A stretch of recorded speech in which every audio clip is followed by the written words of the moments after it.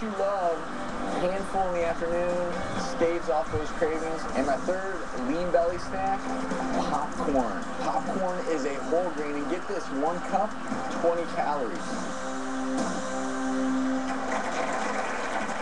So cocoa without sugar, Help you on your path of losing nuts, that gut for and good. popcorn This show is are full of good tips like choices. these from my book, The Lean Belly Prescription.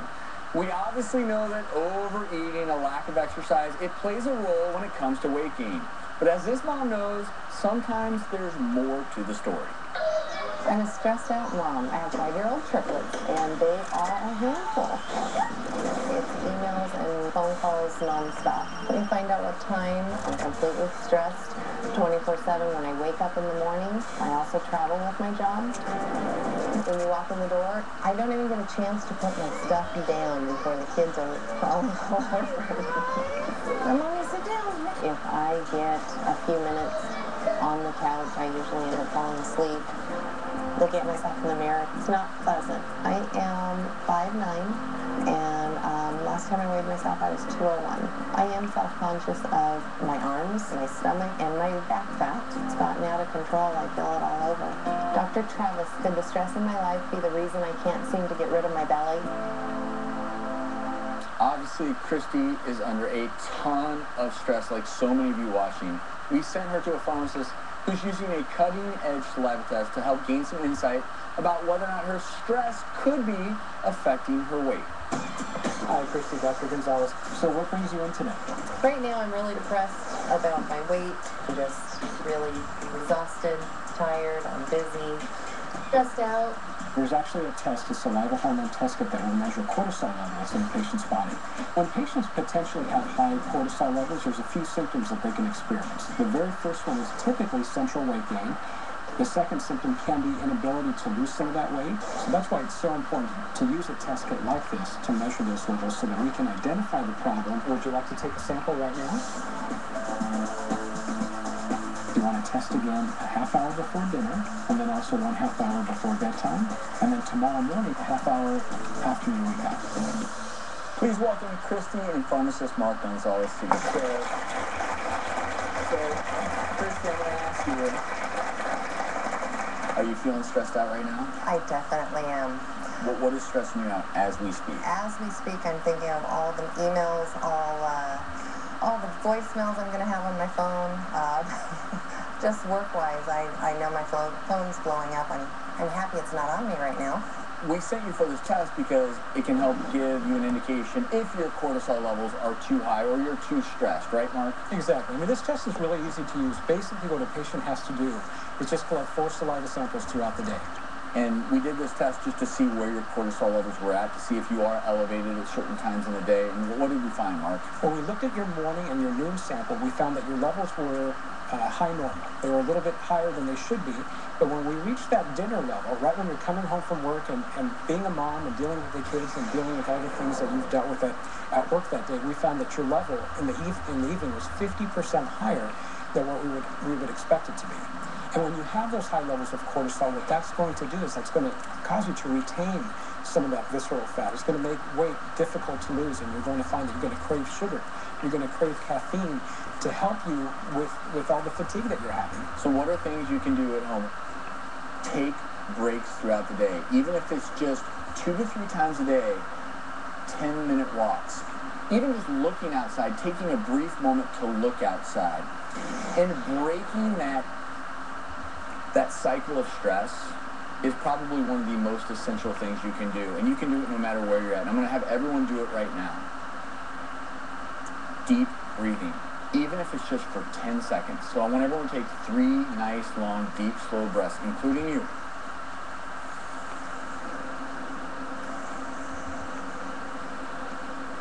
How are you doing now? Feel a little less stressed? I'm doing better. Well, Christy, thank you. You're not alone. Thanks for sharing your story. What if I told you could be fit and never, ever set foot in the gym? When we come back, I'm going to tell you 3 simple things you should do every day to burn an extra pound a week or even more. It's all ahead.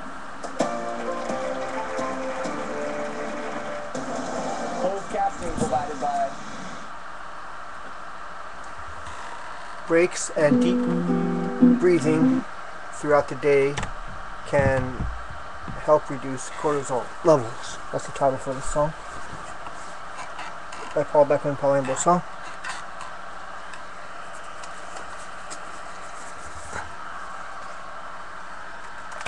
Using guitar chords A, D7, and E7. Hi there. This is me. Here we go.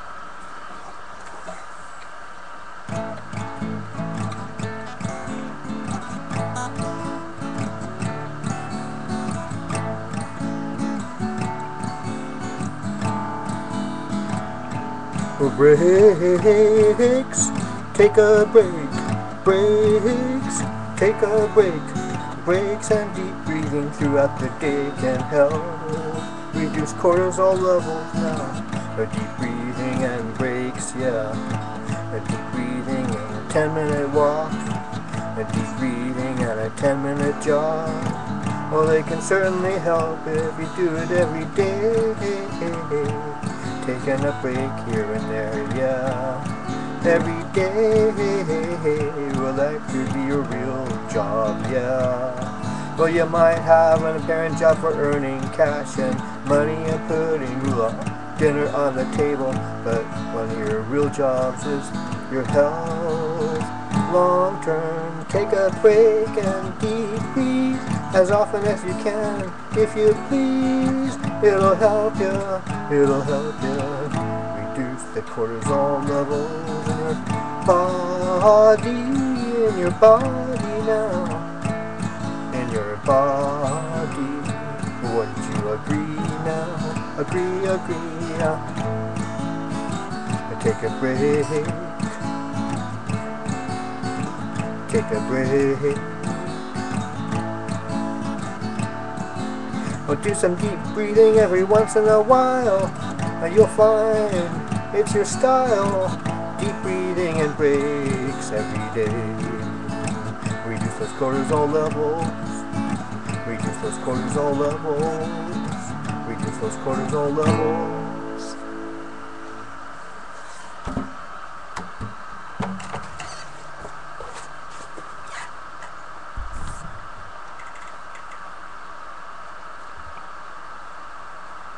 You have kids and pets, play with them. Come here, Maisie. Come here.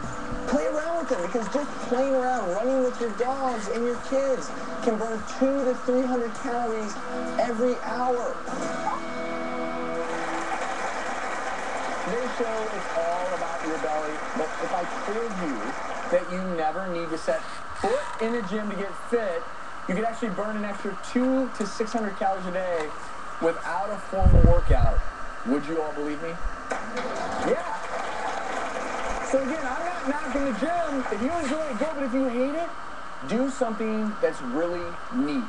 Non-exercise activity thermogenesis. So that's all the energy you expend throughout a day. Right now, I'm burning calories. As I mosey around the stage, just standing, this is what's neat about it. Instead of sitting during lunch, walk for 20 minutes. Instead of resting your feet on the desk, stand up during those 10-minute calls. If you do 3 times a day, that's 30 minutes of standing and getting non-exercise activity thermogenesis. Just anything you can do to be on your feet a little bit more. And as we go to break, would everyone stand up with me? If you have high heels or you are unstable on your feet, don't do this, or rest a hand on someone next to you. But I'm going to ask everyone to just go ahead, put their hands out to help balance if you have room, and stand on one foot. When you're doing this, you can burn a couple of 100 calories an hour. You're engaging your core. Do this only during commercial breaks. And if you're watching a few hours of TV a day, imagine how many calories you'll burn. And before the show, I did ask everyone here to open up. I wanted them to be honest about the reasons that they give for not treating their bodies the way they want to. Well, after the break, I'm going to read some of these excuses. I promise we have solutions for every single one of them, so stick with us.